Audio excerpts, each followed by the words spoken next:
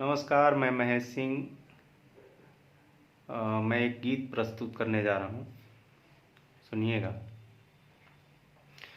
सुनी सरकार सुनी सुनी सरकार, सुनी सरकार सुनी सुनी सरकार, सुन ली मजदूरन की बात के, सुनी दिल थाम के ना।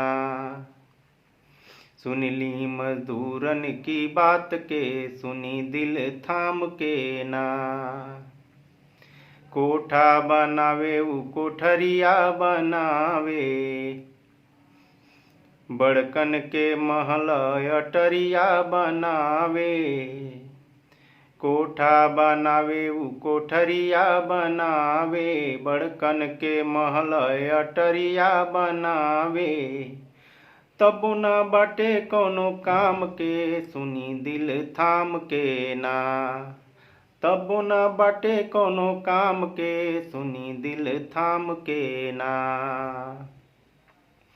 रोडवा बनावे उ पुलनिया बनावे, कल कारखाना के चिमनी जरावे। रोडवा बनावे उ पुलनिया बनावे, कल कारखाना के चिमनी जरावे।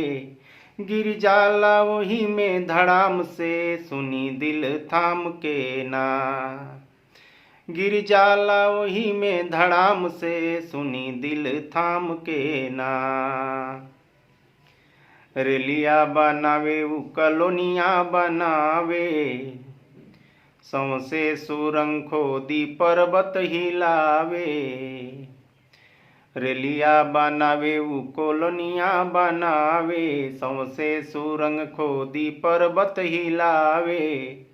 दब जाला वही में आराम से, सुनी दिल थाम के ना। दब जाला वही में आराम से, सुनी दिल थाम के ना। हरदम रहेली रउआ राज भवन में, आकर के देखी गरीबन के जन के। हरदम रहेली रउआ राज भवन में, आकर के देखी गरीबन के जन में। नरके में जियता गुमनाम से, सुनी दिल थाम के ना। अरे नरके में जियता गुमनाम से, सुनी दिल थाम के ना। सुन ली मजदूरन के बात के, सुनी दिल थाम के ना। सुन ली मजदूरन के बात के, सुनी दिल थाम के ना। धन्यवाद।